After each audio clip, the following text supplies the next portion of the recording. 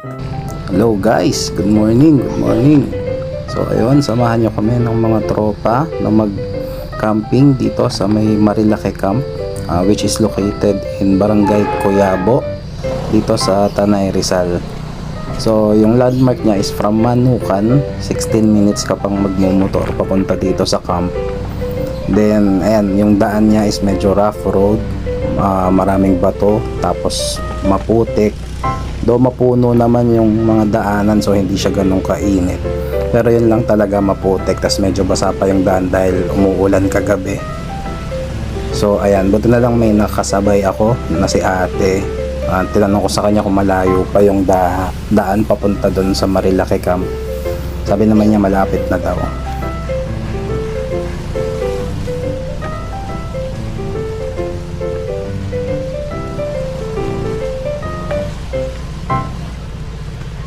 Malayo pa yung Marilake Camp.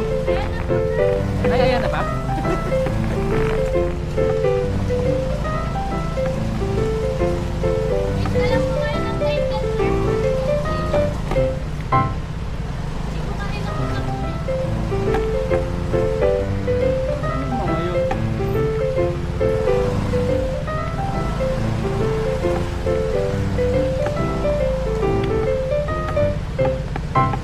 Kaya kasama ko yung nakaban.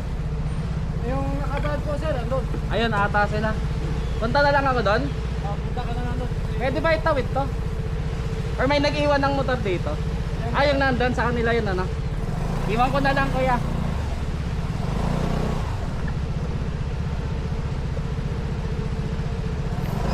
So ayun pa pala, yung napagtanungan ko pala na yan, hindi pala yan yung Marilake Camp, ibang camp pala yan. So mali. So kahit pala ako makipark ako dyan, di ako papayagan kasi yung Marilake Camp is dun pa talaga sa pagtawid. Kaya pala dito ako pinapapark ni ate kasi yung mga motor hanggang dito lang talaga. Tapos tatawid ka talaga para pumunta dun sa Marilake Camp. So ayan, nakita ko na sila kaya ako makakaway-kaway ako dyan. So pinark ko lang yung motor dito, tapos nagbihis na ako para makatawid. Bakal pa ang damit.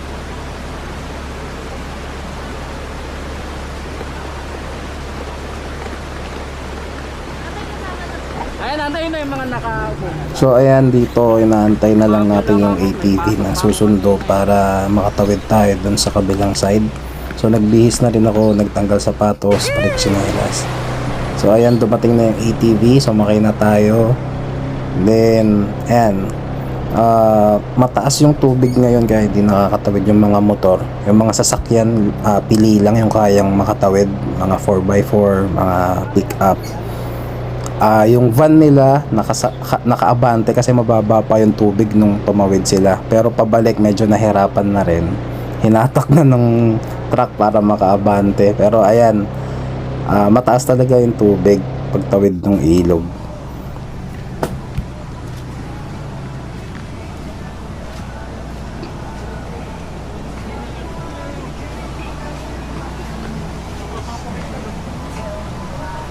Basta mga kupal.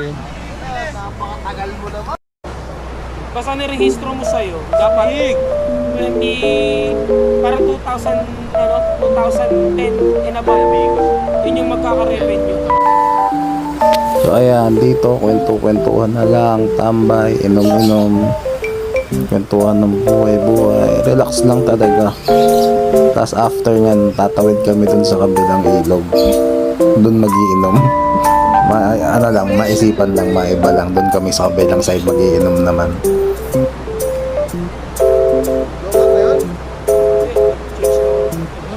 Ano sumay kang, no? Ay, hindi. Alam ko na lobat ka.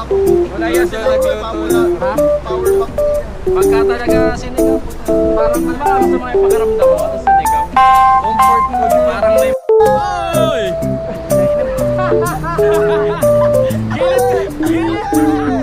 Tapos ayan, habang patawid kami si M, sinalubong yung sasakyan na pangtawid nila. Yan din yung panghatak nila dun sa mga nai-stock na sasakyan dyan sa gitna dyan. So sinalubong ni M yung sasakyan, kala namin babanggain siya eh. Yung panaliliko talaga yung sasakyan dun sa kanan. Sabi ko nga, sakay kami dyan, doon kami mag-inom. Kaso ayun, hindi pala pwede. Ayan, tumatawid na kami. dala namin lahat papunta dun sa kabilang side. Lakad lang talaga.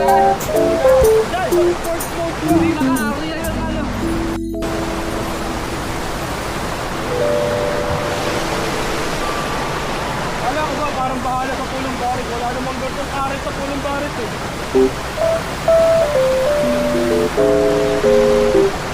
Tinatansya na ni Andrew.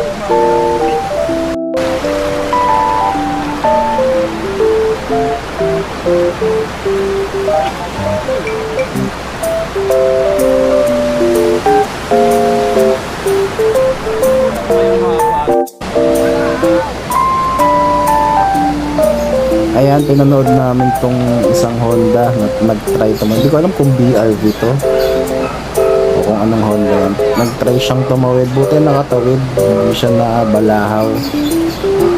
Kasi yung iba talagang sumunod na tumawid after niyan, talagang hindi na nakatawid. Hinatak na pabalik. Ito swerte nakatawid pa siya. Kasi siguro sakto, linagyan ng sako ng mga gumagawa yung daanan, kaya diretso yung daan. So ayan, dito inom-inom lang, kwentuhan dito sa kabilang side. Wala alim, pre. Gold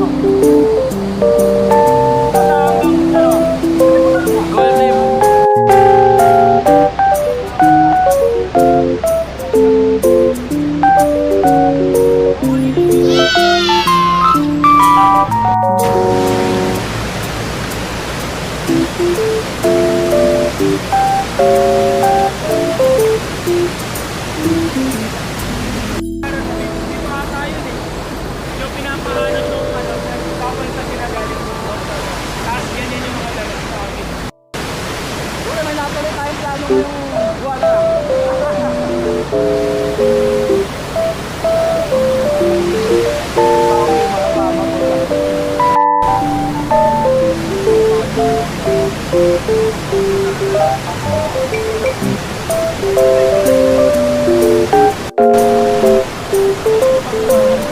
Ayan, pabalik na kami ulit dun sa kabilang side kasi tapos na kami mag-inom.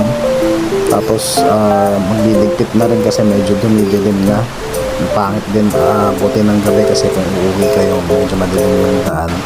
Pero okay lang naman mag-overnight dyan. May mga camping equipment sila, may mga tables, may mga tent. So kung mag-overnight kayo, okay lang magstay dito.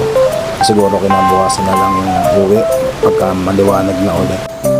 Pero pagkagabi parang hindi advisable na umuwi pa kasi nga madilim yung daan pabalik.